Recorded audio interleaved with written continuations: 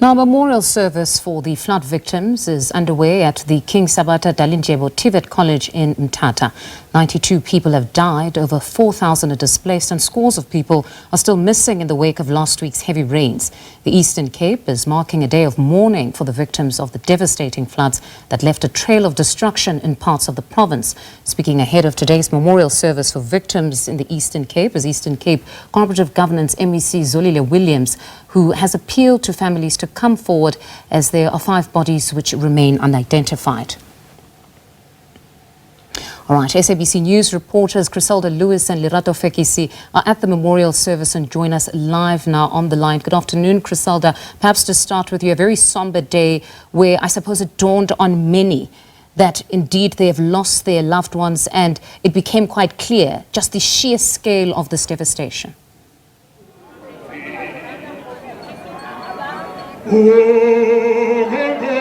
Well, afternoon to you, Mfundo, and quite a fitting tribute to these 92 victims of this deadly flood here in Mthatha. The community has come out in their numbers to come and support the families of those who lost their loved ones in this tragedy, while this memorial service or day of remembrance is continuing inside. So many tributes have been paid from government officials. We're expecting members of the family to also have a vote of thanks. But there is a great sense at this particular point that, there has been support for the families of the victims of this tragedy. And, many of them still hoping that government and other stakeholders that have come to the front to assist them in this tragedy will continue to do so. I want to bring in my colleague Lerato Fekisi, who's been with us the whole morning as well. Lerato, quite fitting. They're calling it a day of mourning, a day of remembrance, but very much a memorial service, because so much of what was spoken about was about how tragic all of this was, but how much more support is going to be needed for these families to pick up whatever is left. Absolutely, I think that's going to be the toughest part, because in traditional funerals, everyone comes, the family comes and supports you, but beyond this, when the real work is going to start, when those over 4,000 people have been placed in public structures. Yes, land has been identified, 2 lands identified by the Minister of Human Settlement, but the building again, the way forward again for these families is going to be critical. The emotional, psychological support they're going to need is also going to be critical.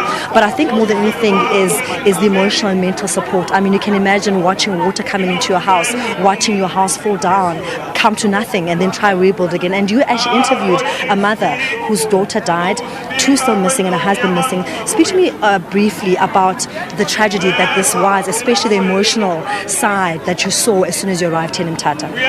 I mean, Lerato, it's been incredibly emotional, for these families, and it's really been a sense of community coming together to support, these families. We heard about all the support that has come from 8 organizations from far and wide. Of course, that support is going to be needed even going forward, but also the acting premier also touching on a fundamental issue, unfortunate, of allegations of extortion, people who want to benefit from this tragedy, touching on that, clearly sending a message. We hear that those threats of extortion have now subsided since, I guess, there's been quite a lot of media coverage about what has been happening.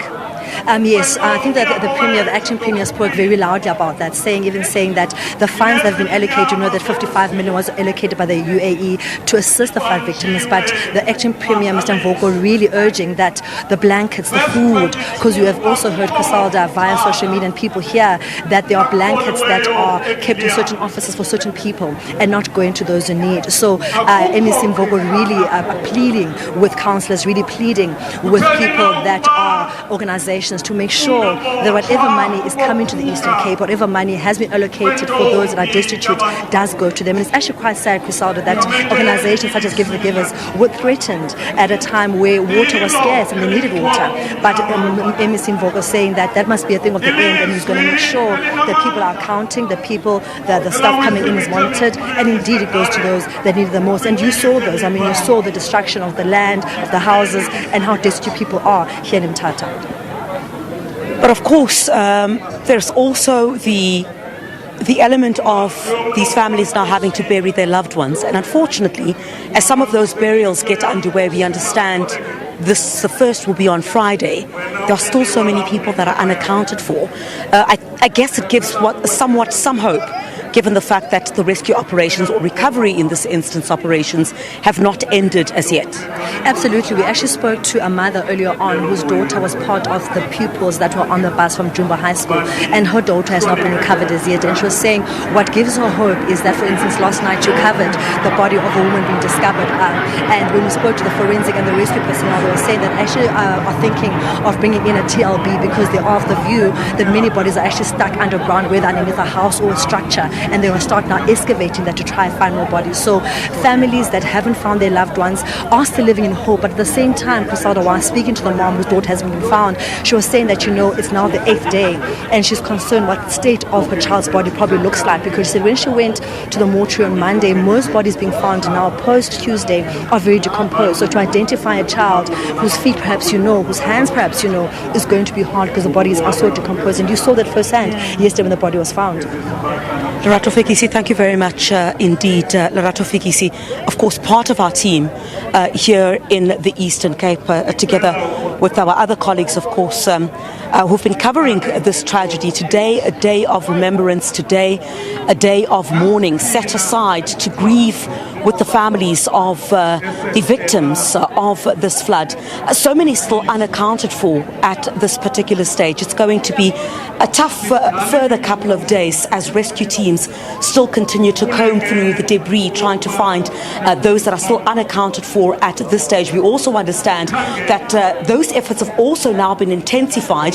There were teams that were also brought, this is rescue and recovery teams, that have been brought in from other parts of the country, and that points to an intensification, and that is what is giving some of these families hope that as the search continues, perhaps those who may not have found some kind of closure now will perhaps get it in the next couple of days, or even in the next couple of hours. That's where we're going to have to leave it from here, from the team in the Eastern Cape. Lerato Fekisi is here.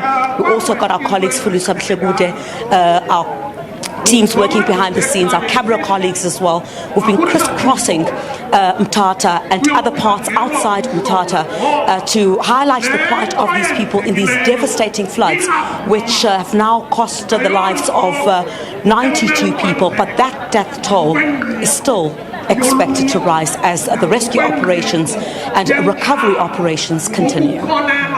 It's certainly a great loss to the people of the Eastern Cape, but not just them, also the country. Those are my colleagues, SABC News reporter Chriselda and Lerato Fekisi, who are at the memorial service taking place at the King Sabatha Dalindyebo TVET College at the Gqeberha campus.